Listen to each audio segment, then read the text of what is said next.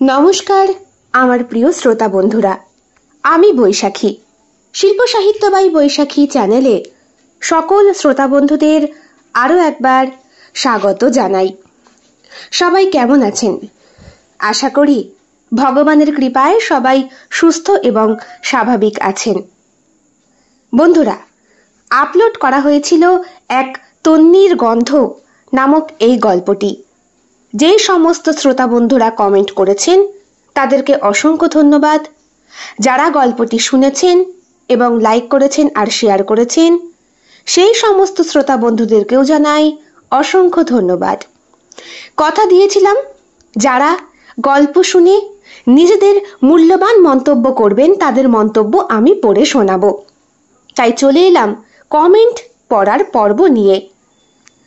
Mitali Chakraborty comment করেছে, দারুণ, তোমার গল্প আবার দারুণ না হয়ে পারে। Thank you Mitali. Skainul comment করেছে, খুব ভালো লাগলো। Thank you Skainul. Bandana Chakraborty heart পাঠিয়েছেন, থ্যাংক ইউ। সুচেতা পাল লিখেছে, নতুন করে কি আর বলবো তোমায়, তোমার ভয়েসটাই আমায় মুগ্ধ করে দিদি, থ্যাংক ইউ। অরূপ দাস লিখেছে, গল্পটা সুন্দর হয়েছে দিদি, তবে গ্রামের গল্প শুনতে চাই। নিশ্চয়ই বিভিন্ন ধারার বিভিন্ন স্বাদের গল্প আমি লিখে তোমাদের সকলকে শোনানোর চেষ্টা করি, নিশ্চয়ই লিখব। সুজাতা মল্লিক লিখেছে, মানুষকে বেশি বিশ্বাস করলে বারবার তাকে ঠকতে হয়। এটা একদমই ঠিক।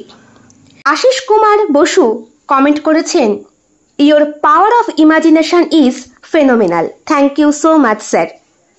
যারা মন্তব্য করেছেন তাদেরকে আরও একবার ধন্যবাদ জানাই। যারা শুনেছেন পাশে থেকেছেন তাদেরকেও অসংখ্য ধন্যবাদ। এইবার চলে আসি প্রশ্ন পর্বের পালা নিয়ে। যারা সঠিক উত্তর দিয়েছেন তাদের নামটি আমি বলে দেব। সর্বপ্রথম বলে রাখি, জামাই তুমি এসেছো নামক এই গল্পতে জামাই কোন ধরনের পেশার সঙ্গে যুক্ত ছিল আমি প্রশ্ন রেখেছিলাম। সবার প্রশ্নের অর্থাৎ সবার কমেন্টের উত্তরটা আমার দেওয়া হয়নি। যারা ভোটিংয়ে উত্তর দিয়েছেন এবং যারা লিখে দিয়েছেন সঠিক উত্তরটা তাদের নামটা এবার বলি।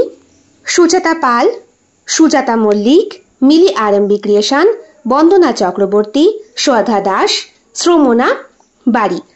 থ্যাংক ইউ, সবাই সঠিক উত্তর দিয়েছ। এইবার বলি, এক তন্নির গন্ধ এই গল্পে খলনায়কের নাম কি ছিল এইটা আমি প্রশ্ন করেছিলাম। অনেকে ভোটিংয়ে উত্তর দিয়েছ। যারা লিখেছ তারা হলেও সুজাতা মল্লিক, সুচেতা পাল এবং Bandana Chakraborty. Thank you so much উত্তর দেবার জন্য আর এই প্রচেষ্টাকে এতটা সাহায্য সহযোগিতা করার জন্য এগিয়ে নিয়ে যাবার কাজে। Thank you so much. দেখা হচ্ছে আগামীকাল আবার সম্পূর্ণ নতুন একটি গল্পের সঙ্গে। নগ্ন ন্যায় ঠিক 3টের সময় চলে আসবে এই শর্ট ভিডিও, আর রাত্রি 11টায় সম্পূর্ণ গল্পটি তোমরা শুনতে পারবে। তাই প্রিমিয়ারটা চটপট জয়েন করে নিও।